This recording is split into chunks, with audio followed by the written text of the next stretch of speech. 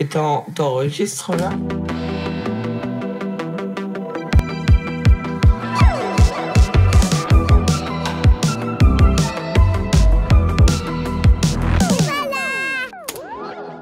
T'es stressé que je t'enregistre?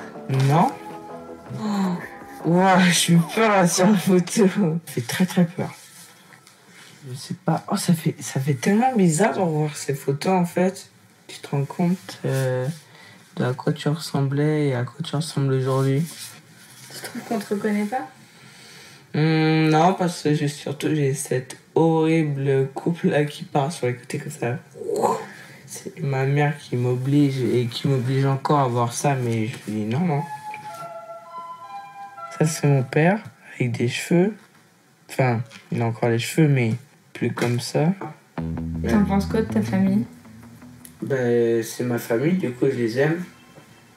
Comme quelqu'un de normal qui aime sa famille. Une famille, c'est fait pour qu'on les aime, qu'on soit avec eux, des trucs comme ça.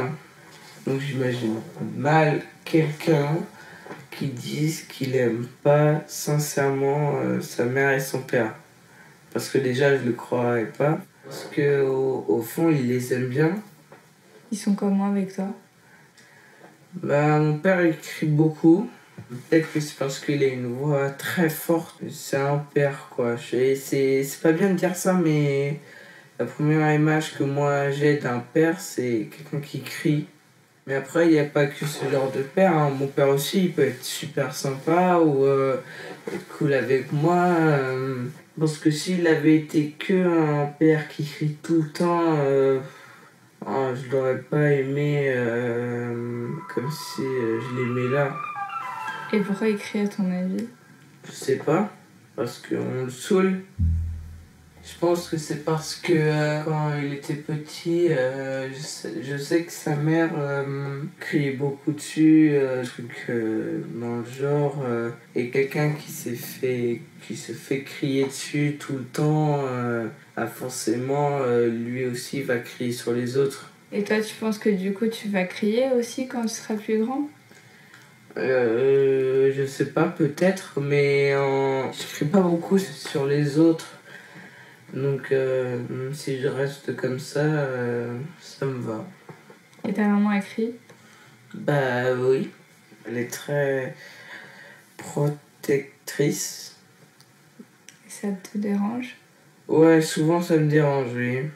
Mais parfois ça a des bons côtés, mais ça a des mauvais côtés aussi. C'est quoi les mauvais côtés?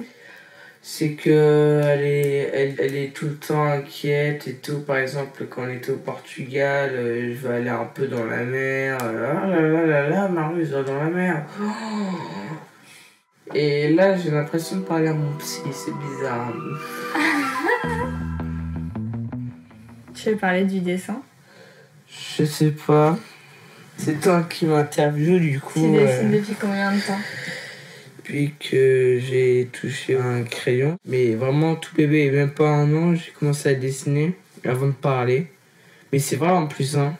Parfois ils disent ça pour que ça soit plus stylé, genre oui, j'ai fait ceci avant de parler ou des trucs comme ça. Mais moi c'était vrai. Avant de parler, j'ai dessiné. Et je faisais des gribouillages. Et je demandais à mon frère. J'ai demandé de dessiner un dragon. Des modèles? Moi, j'ai essayé de le recopier en faisant exactement comme lui, mais j'y arrivais pas. Et du coup, t'as voulu faire comme lui? Je sais pas si j'ai voulu faire comme lui. Je me souviens pas pourquoi j'ai voulu commencer à dessiner ou faire de ma vie un dessin. Et enfin, tous les enfants qui dessinent, il y en a qui laissent directement tomber, il y en a qui continuent un peu à dessiner, à persévérer, il y en a qui laissent tomber directement. Et toi? Bah moi j'ai continué et ça m'a plu, et voilà. Et ça te fait quoi quand les gens ils disent... Parce que les gens ils parlent souvent de tes dessins et tout. Ça te fait quoi? Moi, je suis content quand on me dit « Ouais, t'as trop de la chance de savoir dessiner. » Moi aussi, je me dis « Tiens, ouais, c'est vrai, j'ai de la chance, en fait. » Parce que c'est pas à la portée de tout le monde. Enfin, j'ai pas envie de... Comment dire? En parlant là, on dirait un peu que je suis exceptionnel et que le dessin c'est un espèce de don. Moi, j'aime pas cette phrase de dire ouais, il a un don. C'est juste t'es doué en une matière et tu continues à persévérer dans cette matière et voilà. J'ai dessiné, j'ai continué, voilà. Ta mère, elle t'a beaucoup motivé pour dessiner? Oui, elle me motive encore beaucoup parce qu'elle me dit tout le temps, surtout, faut pas que t'abandonnes de dessiner. Je lui dis oui, oui, oui. Donc tu le fais aussi un peu pour elle? Non, je le fais pour moi. Ce que j'aime bien dans le dessin, c'est le bruit du crayon sur le papier ou du feutre qui fait... Voilà, j'aime bien. Enfin, moi, ça me détend de dessiner, je trouve ça très agréable. Et t'as l'impression que ça t'aide à être aimé des gens de faire du dessin? Les gens m'ont beaucoup aimé grâce à ça. Quand Par qui? j'étais en primaire, les profs ils m'aimaient bien parce que je dessinais bien. Et les gens de ma classe m'aimaient bien parce que je dessinais bien. Ça a beaucoup aidé parce que si j'avais pas eu si j'avais pas persévéré dans le dessin, j'aurais peut-être eu plus de difficultés à ce que les gens m'aiment ou des trucs comme ça. Parce que quand je sais pas si c'est bien ce que je dis, mais quand t'as pas de matière en laquelle t'es fort ou t'excelles, bah les gens ils te remarquent moins que si si par exemple tu sais bien dessiner. Les gens te remarquent plus facilement. Ils disent ah tiens lui il dessine bien. Et l'école, t'aimes bien? Non, pas trop. Enfin, si j'apprends des trucs intéressants, mais parfois ça m'ennuie, mais je reste concentré pour écouter C'est quoi que t'aimes pas comme matière? les maths. La géographie, j'ai jamais aimé. J'ai toujours eu de bonnes notes dans cette matière, mais j'ai jamais aimé la géographie. T'aimes bien le français? Oui. J'aime bien apprendre de nouveaux mots, j'aime bien avoir un bon vocabulaire, même si parfois avec mes amis, je dis des gros mots ou je parle en verlan. Qu'est-ce que tu dis avec tes amis, par exemple, que tu dis pas avec moi? Putain, fait chier. C'est bizarre de le dire. Comment tu leur dis bonjour? Bah, je leur dis salut et je les check. Tu checkes tes amis garçons et tes amis filles? J'ai pas trop d'amis filles.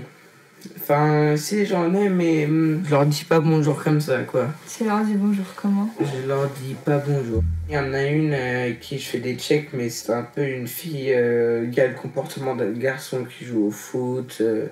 Et toi, t'as le comportement d'un garçon? Bah, je sais pas. J'ai pas de truc spécifique que je fais que en étant un garçon. Pour moi, il n'y a pas de comportement d'une fille ou d'un garçon. Il a le comportement qu'il veut. S'il veut se comporter en fille, il le fait. S'il veut se comporter en garçon, il le fait.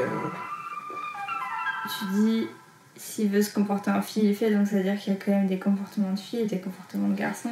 Oui, par exemple, on voit pas trop une fille dans la cour de récré à jouer au foot avec des garçons ou...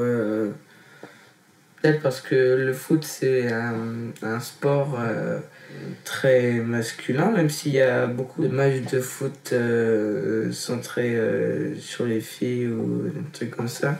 C'est bizarre parce que je vois beaucoup de filles qui disent je suis une fille, j'aime bien le foot, mais je peux pas y jouer avec des garçons parce que je suis une fille. Là, je comprends pas pourquoi elle a dit ça, parce que si elle aime le foot, elle joue au foot. Il n'y a pas besoin d'être une fille ou d'un garçon pour jouer au foot. Tu sais ce que c'est le féminisme? On parle un peu de ça là. Oui, mais oui, je sais ce que c'est, oui. Enfin, en fait, j'ai toujours entendu ce mot, mais j'ai jamais trop compris ce que ça voulait dire. Je sais que c'est... Non, je sais pas ce que c'est. Tu veux que je t'explique? Oui, je veux bien. Et quand t'es féministe, ça veut dire que tu penses que les femmes et les hommes sont égaux. Qui sont égaux. Je pensais que c'était totalement l'inverse. que quelqu'un de féministe, c'était quelqu'un qui pensait que les hommes et les femmes n'étaient pas du tout égaux. Je pensais que c'était ça. Et tout le monde peut faire ce qu'il veut en fait.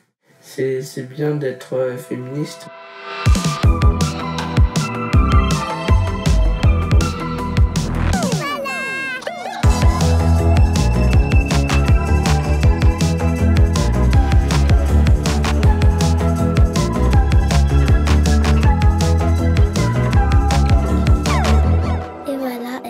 Créé et réalisé par Carline de Castro, coproduit avec Création Androgyne, le montage est de Maud Panoutier, le mixage et la musique originale est de Simplon 98.